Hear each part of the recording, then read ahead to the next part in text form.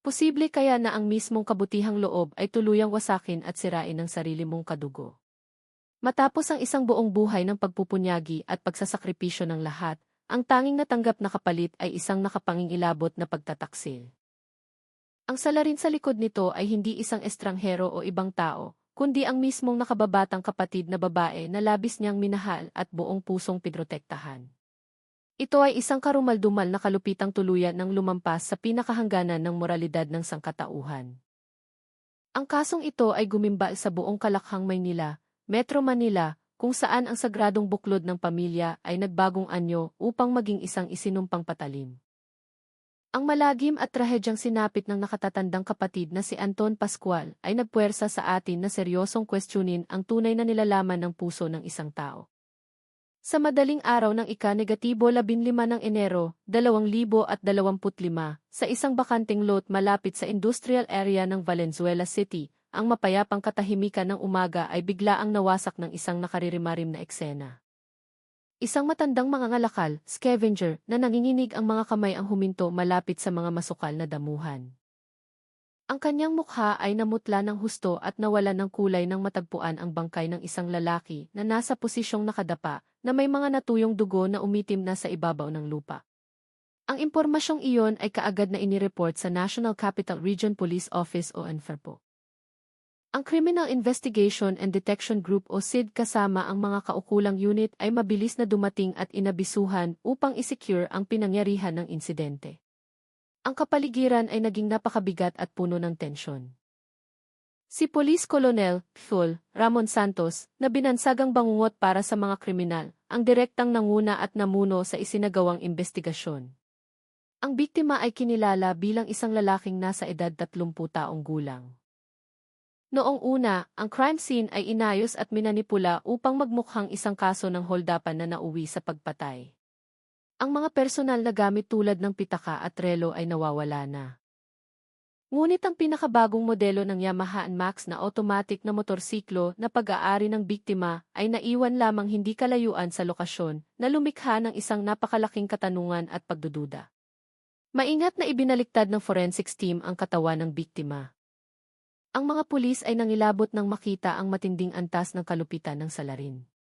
Sa katawan ng biktima, lalo na sa bahagi ng dibdib at tiyan, ay may napakaraming malalalim at malilinis na saksak na nagpapakita ng matinding galit at napakalalim na personal na paghihiganti. Ang sandatang ginamit ay tila isang uri ng maliit na pocket knife, pisaulipat, na paulit-ulit na itinarak ng walang anumang pag-aalinlangan. Napagpasyahan ni Pico Santos na hindi lamang ito isang simpleng holdapan. Ito ay isang tahasang eksekusyon o paghihiganti. Ang isang holdupper ay hindi mag-aaksaya ng ganoon karaming lakas upang magdulot ng ganoon karaming sugat. Ang investigasyon ay agad na pinabilis. Isang pangkat ng mga detektib ang agad na kumalat upang mangalap ng mga datos mula sa mga security camera sa paligid ng lugar at nagpakalat ng impormasyon upang hanapin ang pagkakakilanlan ng biktima. Ang naiwang Yamaha NMAX na motorsiklo ang naging unang susing ebidensya. Ang balita tungkol sa natagpuang bangkay sa Valenzuela ay kumalat ng kasing bilis ng apoy sa hanay ng mga rider ng Grab at angkas pati na rin sa mga manggagawa sa paligid. Iba't ibang uri ng usap-usapan at tsismis ang kumalat.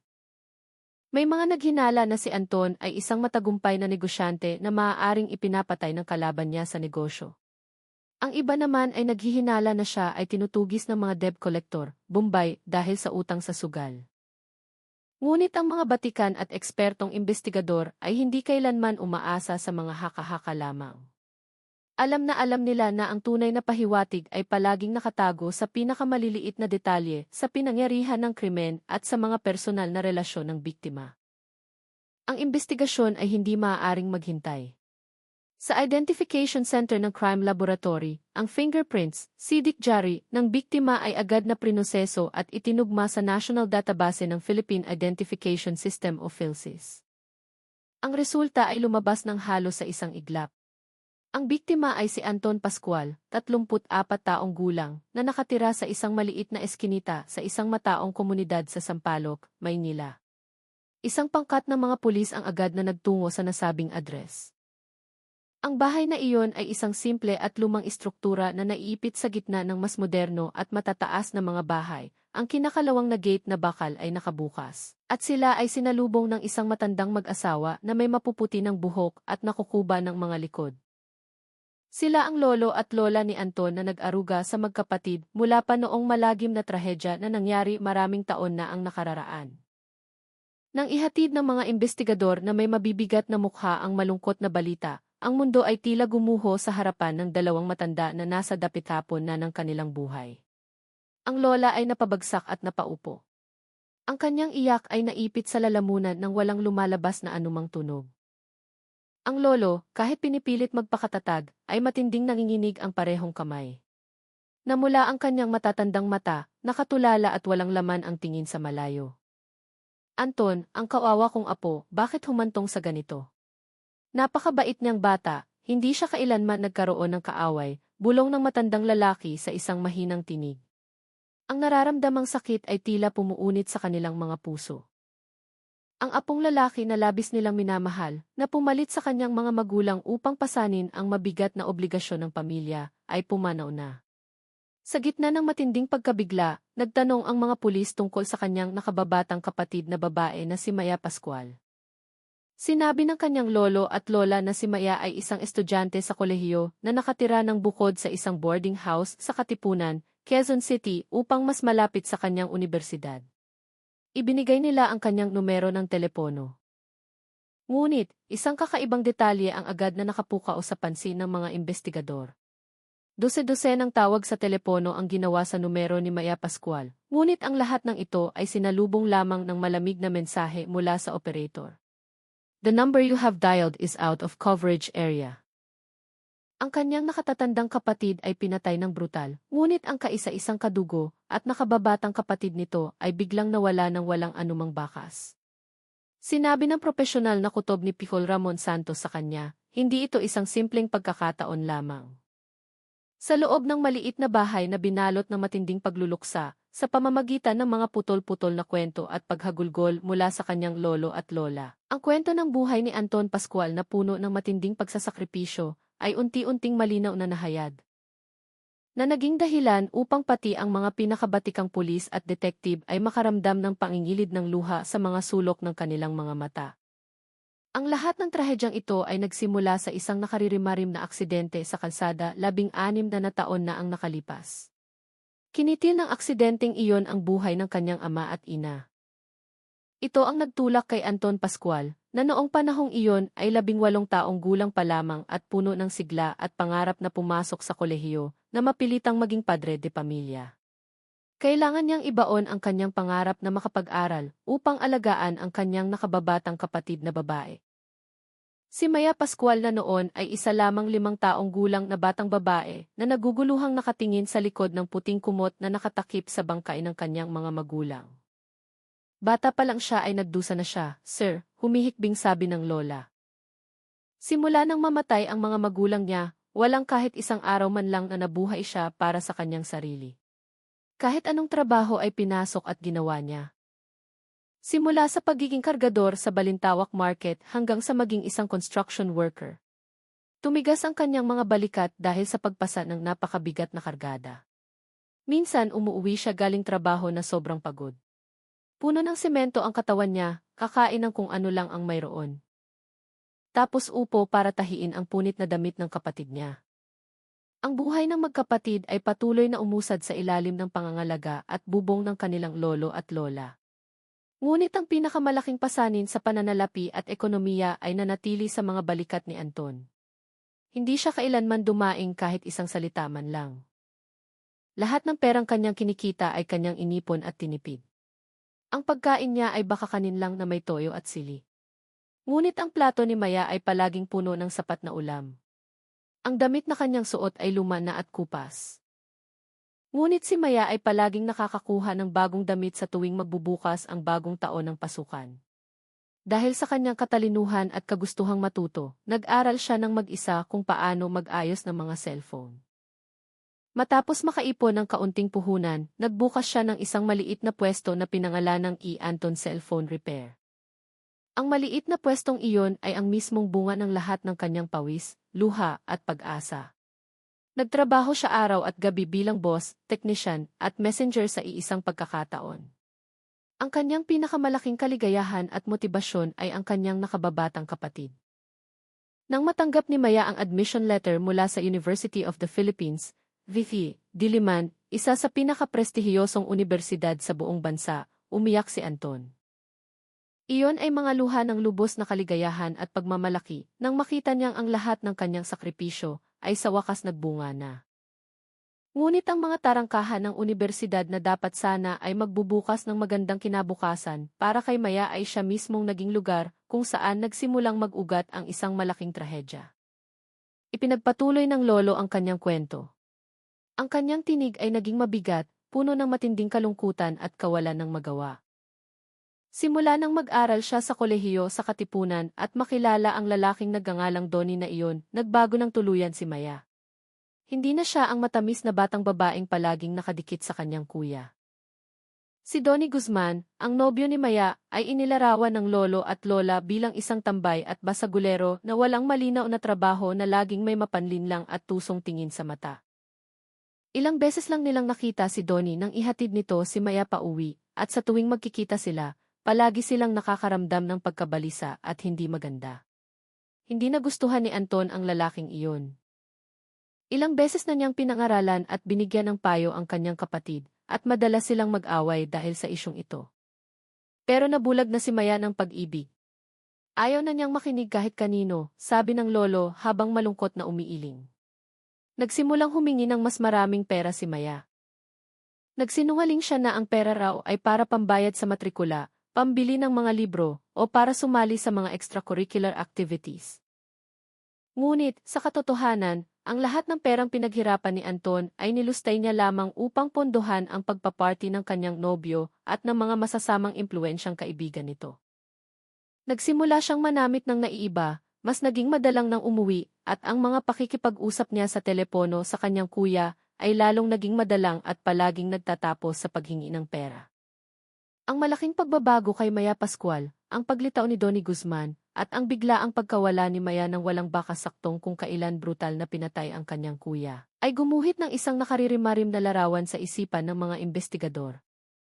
Si Maya, mula sa orihinal na pagiging kaanak lamang ng biktima, ngayon ay naging pangunahing suspect na. Ang buong direksyon ng investigasyon ay agad na itinuon sa nakababatang kapatid na babae at sa kanyang misteryosong nobyo. Sa sandaling matukoy ang mga larawan at pagkakakilanlan ni Donnie Guzman at Maya Pascual, ang buong elite forces ng SID mula sa Enferpo ay mabilis na ipinakalat at pinakilos. Dalawang pangkat ng investigasyon ang kumilos ng magkasabay. Ang unang pangkat na pinamumunuan ng isang opisyal ay agad na nagtungo sa address ng boarding house ni Maya sa Katipunan. Ang boarding house na iyon ay matatagpuan sa pinakadulo ng isang pasikot-sikot na eskinita. Isang napaka-ideal at perpektong lokasyon upang pagtaguan at itago ang isang krimen. Ang pinto nito ay nakakandado mula sa labas. Nang puwersahang sirain at buksan ng mga pulis ang pinto, isang mahina ngunit matapang na amoy ng kemikal na panlinis na sadyang ginamit upang pagtakpan ang ibang amoy ang agad na sumuntok at pumasok sa kanilang mga ilong. Ang sahig ay napakalinis sa isang hindi natural na paraan. Nilinis na nila ang crime scene, mariing sabi ng opisyal. Agad na nagsimulang magtrabaho ang forensics team. Sa ilalim ng espesyal na ilaw, luminol, at mga kemikal na pamamaraan, ang nakaririmarim na katotohanan na sinubukang pagtakpan at itago ng mga salarin ay tuluyan na ring nabunyag. Ang hindi mabilang na mga patak ng dugo na sinubukang kuskusin at linisin ay naglabas at nagningning ng isang nakapangingilabot na asul na liwanag sa mga siwang ng tiles, sa paa ng mesa, at sa mga dingding. Dito mismong natagpuan ang unang pinangyarihan ng krimen, ang eksaktong lugar kung saan brutal na pinatay si Anton Pascual. Kasabay nito, ang salaysay at testimonya mula sa isang kapitbahay na nakarinig ng mga boses ng pag-aaway at pagsigaw noong nakaraang gabi ay lalong nagpatibay sa mga nakalap na ebidensya. Na nagpabago sa boarding house na iyon bilang isang kabaong na nagselyo sa kapalaran ng magkasintahang may napakalamig na dugo. Habang maingat na sinusuri ng unang pangkat ang crime scene, ang ikalawang pangkat na direktang pinamumunuan ni Paul Ramon Santos ay itinuon ang atensyon sa pagsubaybay sa mga bakas ng galaw ng dalawang suspect. Alam na alam niya na sa digital na panahong ito, walang sinumang kriminal ang makakakilos at makakatakas ng hindi nag-iiwan ng anumang bakas. Ang opisyal na utos upang i-trace ang signal mula sa mga numero ng cellphone ni Donnie at Maya ay agad na inilabas. Ang mga datos mula sa telecommunications operator ay mabilis na inilarawan at iginuhit ang kanilang nakapangingilabot na ruta ng paggalaw noong gabing iyon. Una, ang panimulang punto, ang signal ng dalawa ay parehong nakasentro sa area ng boarding house sa Katipunan hanggang bandang -11:00 ng gabi. Ikalawa, ang paglalakbay para sa pagtatapon. Matapos iyon, lumipat ang signal at sumunod sa isang hindi natural na ruta na dumiretso patungo sa Valenzuela City. Ang bilis ng paggalaw nito ay katumbas ng pagpapatakbo ng isang motorsiklo.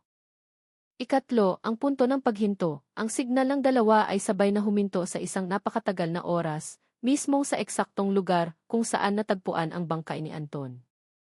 Ikaapat, ang paglalakbay ng pagtakas. Matapos ang humigit kumulang 45 minutong hindi paggalaw sa Valenzuela, ang signal ay biglang gumalaw muli dala ang bilis ng isang kotse, patungo sa direksyon ng monumento, Caloocan at huminto sa isang partikular na punto. Itinapon nila ang bangkay gamit ang motorsiklo ng biktima, tapos nag-book sila ng sasakyan para tumakas, ang konklusyon ni Paul Santos. Ang unang teorya, hypothesis, ay napatunayan na ngayon gamit ang mga siyentipikong datos. Upang makakuha ng konkretong pisikal na ebidensya, isang pangkat ng mga detective ang agad na bumalik sa highway sa Valenzuela, at sinuyod ang lahat ng key footages, mula sa mga pabrika at mga bahay ng residente malapit sa lokasyon ng pinagtapunan ng bangkay. At doon ay nahanap nila ang krusyal at mahalagang sandaling iyon. Nakuhanan ng kamera ng isang pabrika ang isang eksena dakong -3:00 ng madaling araw kung saan makikita ang dalawang bulto, isang lalaki at isang babae, na naglalakad mula sa direksyon ng bakanting lot patungo sa highway. Ang lalaki ay patuloy na pinipindot at tinitingnan ang kanyang cellphone. Ilang minuto ang lumipas, isang sedan na kotse na mukhang serbisyo ng Grab ang dumating upang sunduin silang dalawa at tuluyang umalis. Gamit ang tumpak na time-frame at eksaktong lokasyon, ang pakikipag-ugnayan sa kumpanya ng online ride-hailing ay naging napakadali. Makalipas lamang ang 15 minuto, ang kumpletong impormasyon ng biyahe na naibok ng isang account ay matagumpay na natukoy. Kumpleto ito sa pagkakakilanlan at numero ng telepono ng driver pati na ang eksaktong huling destinasyon, isang maliit na eskinita sa monumento. Ang nasabing driver ay agad na ipinatawag ng mga otoridad. Kinumpirma niya na naghatid nga siya ng magkasintahan na may mga katangiang eksaktong kapareho ni Donnie at Maya at nagbigay siya ng isang napakahalagang impormasyon na bumaba sila mismong sa tapat ng isang hanay ng mga murang motel. Pagsapit ng umaga, ang buong lugar na iyon ay tahimik at walang kaingay-ingay.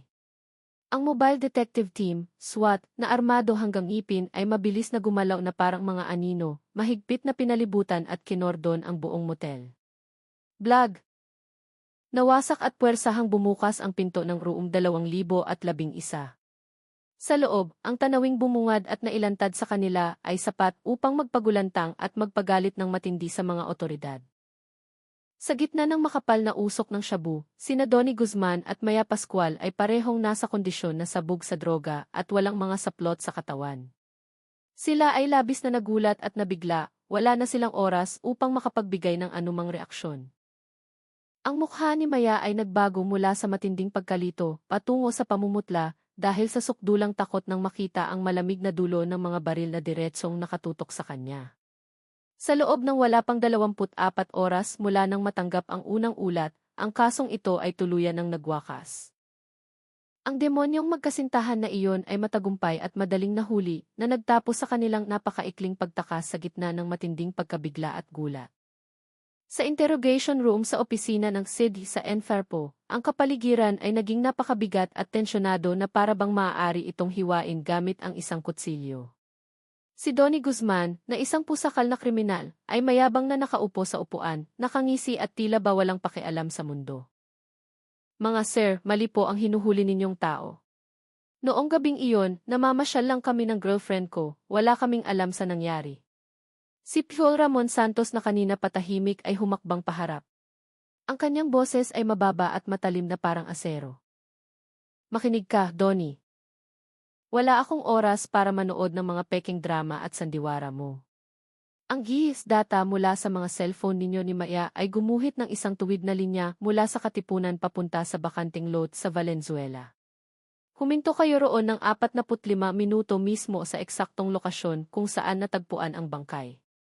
Pagkatapos noon, isang grab booking ang ginawa mula sa mismong account mo na nagdala sa inyong dalawa sa motel sa monumento. Namukhaan na kayo ng driver. Ano pa bang kasinungalingan ang gusto mong sabihin? Bawat salitang binitiwan ay direktang tumarak sa kayabangan ni Donnie. Alam niyang ang lahat ng daan upang umiwas at makalusot ay tuluyan ng nasara. Ang basagulerong tambay na iyon ay tuluyan ng nadurog at nawasak. Ang kanyang mukha ay napayuko ng buong panghihina sa ibabaw ng lamesa. Sa kabilang kwarto, ang dramang ginagampanan at pinapalabas ni Maya Pascual ay mabilis ding nagwakas. Sinisiraan po ako. Paano ko naman magagawang saktan at pagtangkaan ang sarili kong kuya? Siya ay humagulgol ng buong pait. Isang babaeng pulis ang mapangutyang tumawa. Kasing lamig ng yelo ang kanyang boses. Tigilan mo ang mga luha ng buwaya mo. Umamin na si Donnie sa lahat ng ginawa ninyo. Sinabi niya, ikaw ang nag-aya at nag-udyok sa kanya na magnakaw, at ikaw mismo ang nagtakip sa bibig ng kuya mo habang pinagsasaksak niya ito. Iyon ay isang napakatinding psikolohikal na dago. Natahimik si Maya. Ang kanyang pag-iyak ay agad na huminto sa isang iglap. Ang matinding gulat, panik, at takot sa pagtataksil ng kanyang nobyo ay malinaw na makikita sa kanyang mga mata. Nagsinungaling siya. Siya ang pumilit sa akin. Kasalanan niya ang lahat ng ito. Sa pamamagitan lamang ng isang pangusap na iyon, inamin na niya ang sarili niyang karumal-dumal na krimen. Ang nakakahiyang pag-arte na iyon ay nagtapos. Bumukas na ang pinto ng impyerno sa harapan ng napakalamig na pusong magkasintahang iyon. Sa harap ng mga ebidensyang hindi matututulan at ang kanilang tuluyang pagkasira ng isip, ang magkasintahan ay sa wakas ay napayuko at inamin ng buo ang kanilang mga krimen. Ang kanilang mga pag-amin ay muling binuo at isinalaysay ang buong proseso ng paggawa ng krimen. Isang sumbong at akusasyon laban sa lubusang pagkawala ng pagkatao na magpapakilabot sa sinumang makaririnig nito. Nagsimula ang lahat ng ito nang matalo si Donnie sa sugal at tugisin ng mga debt collector. Dahil alam niyang mahal na mahal ni Anton ang kanyang kapatid at palaging maraming mamahaling gamit at ari-arian sa pwesto ng Anton Cellphone Repair, bumuo siya ng isang maitim na plano. Hindi siya namilit, bagkus ay palihim na ng hikayat at nanlinlang. Gumuhit siya ng isang magandang ilusyon at larawan ng pagkakaroon ng maraming pera para magsaya upang hindi magpahuli at matalo sa kanilang mga kaibigan. At si Maya, sa kanyang pagkabulag sa pag-ibig at labis na pagiging makasarili, ay sumang-ayon ng walang anumang pag-aalinlangan. Itinuring niya ang lahat ng sakripisyo ng kanyang kuya bilang isang ordinaryong bagay lamang na nararapat para sa kanya, at ngayon ay handa na siyang yurakan ang mga sakripisyong iyon. Sa mapagpasyang hapon ng ika-14 na ng Enero, ginampanan ni Maya ang kanyang papel ng perpekto bilang isang spoiled at malambing na nakababatang kapatid. Si Anton, nang walang kahit katiting na paghihinala at hinala, ay masayang ibinigay ang lahat ng kanyang mga ari-arian at susi sa kanyang kapatid nang hindi man lang alam na iniaabot niya ang mga ito sa isang demonyo. Sa sandaling umalis ang kanyang kuya, napakalamig na pinatay ni Maya ang key at tinawagan si Donnie. Kalmado nilang kinuha at ninakaw ang 5 mamahaling cellphone na pinaghirapan ni Anton. Nang gabing iyon, nang puntahan ni Anton ang boarding house ni Maya sa Katipunan para makipag-usap ng maaayos at masinsinan, biglang sumiklab ang pag-aaway at tensyon. Gusto lang sana niyang matauhan at bumalik sa matinong pag-iisip ang kanyang kapatid. Ngunit sa paningin ni Donnie, ito ay isang malaking abala at hadlang. Nang magsimulang umatake si Donnie, si Anton, kahit na nabigla, ay ginamit ang lakas ng isang masipag na manggagawa at lumaban ng buong tapang na muntik ng makapagpatumba at makapagparalisa sa tambay na iyon. Ngunit ang biglaang paghampas ni Maya ay naging dahilan para mawalan siya ng balanse, at sa isang mabilis na sandali ng pagiging pabaya habang lumilingon upang tingnan ang kanyang kapatid, sinusubukang tawagin ang konsensya at kamalayan nito. Isang matalim na patalim mula kay Guzman ang diretsong tumarak sa katawan ni Anton. Nung sandaling iyon nilabas ni Kuya Anton yung phone niya para sana tumawag sa pulis, pag-amin ni Maya sa pagitan ng kanyang paghikbi at pag-iyak. Nagpanik ako. Natakot akong mahuli si Donnie, natakot akong mabunyag ang lahat ng ginawa namin. Kaya sumulong ako at lumapit para harangan si Kuya. Ang naging aksyon at ginawa ni Maya ay lumikha ng isang nakamamatay na pagkakataon at siwang. Sinasamantala ang sandaling hawak at pinipigilan si Anton ng sarili nitong kapatid, matagumpay na nakawala si Donnie, hinugot ang inihanda niyang pocket knife at pinagsasaksak ang biktima ng paulit-ulit. Bumagsak si Anton sa sahig, patuloy at napakalakas na umaagos ang maraming dugo mula sa kanyang katawan. Ang kanyang mga mata ay nakatingin sa kanyang kapatid, hindi nang may galit o puot, kundi nang may malalim na sakit at matinding pagkabigo. Sinubukan niyang bumulong upang humingi sana ng tulong at pagkatapos. Ang pinakakarumaldumal at pinakawalang pusong aksyon sa kasaysayan ng tao ay nangyari. Sumisigaw siya, natakot ako na baka marinig ng mga kapitbahay, nanginginig na kwento ni Maya. Titinakpan at diniinan ko ang bibig niya gamit ang sarili kong mga kamay hanggang sa tuluyan na siyang hindi gumalaw. Matapos isagawa ang brutal na pagpatay, hindi man lang sila nakaramdam ng anumang panik o takot. Kalmado at tahimik nilang nilinis ang crime scene gamit ang mga likidong kemikal, pinalitan ang kanilang sariling mga damit na punong-puno ng sariwang dugo. Inilagay at isinakay nila ang walang buhay na bangkay ni Anton sa ibabaw ng kanyang pagmamay-aring Yamaha NMAX na motorsiklo.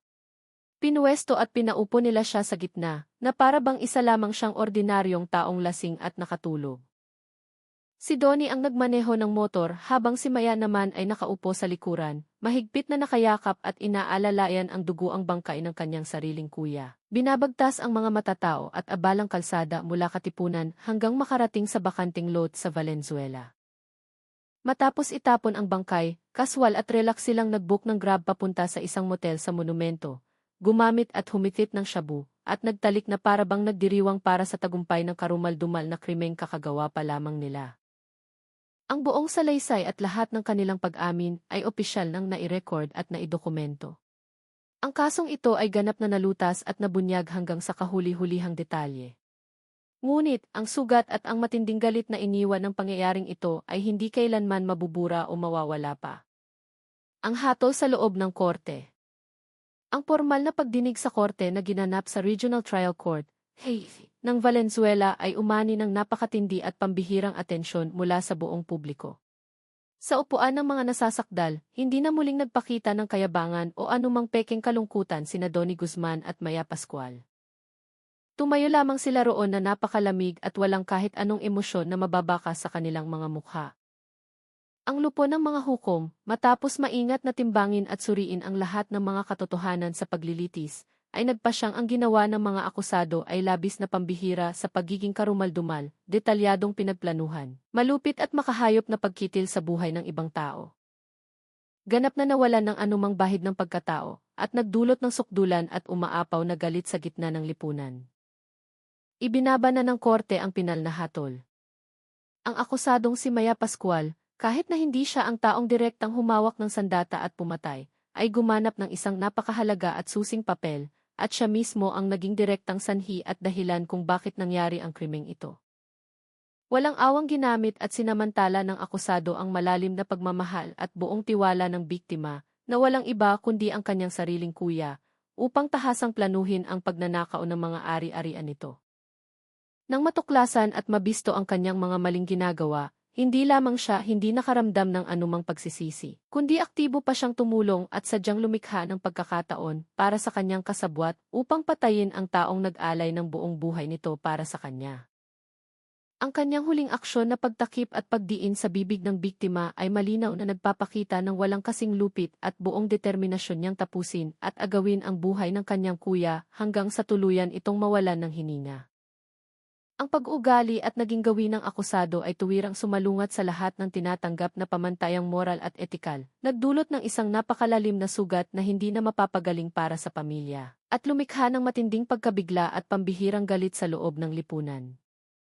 Ang akusado ay buong kamalayang nakagawa ng dalawang napakabigat at seryosong kriminal na gawain ng sabay na may napakaraming nagpapabigat na pangyayari, aggravating circumstances, at walang kahit isa mang salik na nakapagpapagaan.